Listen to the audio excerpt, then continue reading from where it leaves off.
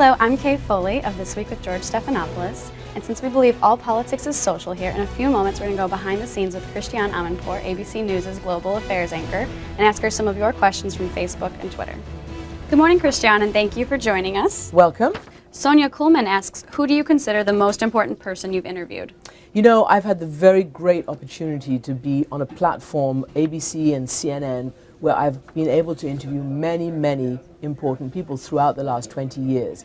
I would say that from presidents to prime ministers, men and women, it's all been really interesting. One of the most game-changing interview I ever did was with the reform president of Iran. It was such a surprise because everybody's so used to the Ayatollahs and just being anti-American and being very authoritarian to the Iranian people.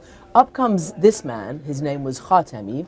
I got the first exclusive interview with him, and what he said really changed the way Iran behaved for many years and also the way the West and the rest of the world looked at Iran. So that for me, in terms of how it was a cultural, political game changer, was very important. And of course, right now, one of the big films of the year has been Argo, which is about the rupture of relations between the United States and Iran over the hostage crisis more than 30 years ago. Judith Mayer asks, as a journalist, do you ever fear for your safety or that of your crew? Any close calls? I always fear for my safety, and all our colleagues do, and I'm very mindful of that when I go into the field. Now, that doesn't mean to say that I don't go. We do go, but we are always, employing that sixth sense that with experience comes, you sort of know when to hold them and when to fold them. You know sort of when to put your foot forward, when to draw back a little bit. You're not out there gung-ho and just, out there sort of being a cowboy, but you are out there because it is vital to be there to tell the stories. No matter how dangerous it is out there, you cannot just sit back at home as opinion mongers or armchair warriors, as I like to call people who just think that they can tell you what's going on overseas from sitting back here in New York or Washington or wherever it is in the United States. Denise E. Nichols asks or says that she loved the special she did on the Holy Land in the Middle East, and I like that you involved your son. How did the experience affect him, and did you learn anything from the past that can be applied today in the current affairs of the Middle East? Well, the current affairs of the Middle East could really be solved if everyone would hear the other's story and decide that victory is not a zero-sum game. You cannot win by forcing the other one to lose. You absolutely have to come to the table. The parameters of a Middle East peace accord are out there. They were shaped during the Clinton administration, and everybody knows what a final peace will look like. A land for peace, an arrangement around Jerusalem, keeping certain settlements but giving up others in the occupied territories, and the parameters are out there. So what I learned when I was doing this incredible special with my son, going back to the Old Testament, was something fundamental that perhaps many of us forget.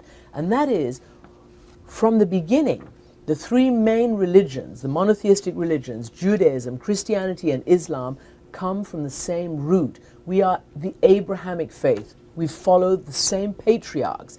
And to be able to see that with my own eyes and follow their trails, whether it's Abraham, Moses, whoever it might be, and take my son there, was really amazing. Now we have a fun, quick lightning round. First question, iPhone or BlackBerry? I use a BlackBerry, but I think the iPhone technology is beautiful.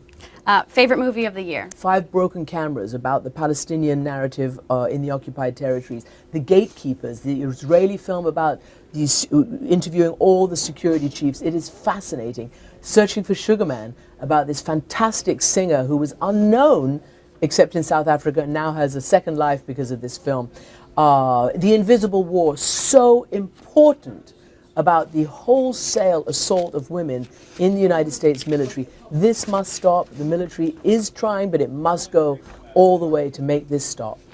And then comfort food? Comfort food, I was raised in Iran. I love Persian food. It's rice, it's sauces, it's warm, it's comfortable, it's delicious. Well, thank you so much for taking the time to join us today, Christiane, and thank you to everyone who submitted their questions. Be sure to follow This Week on Twitter at ThisWeekABC and like us on Facebook at facebook.com/ThisWeekABC.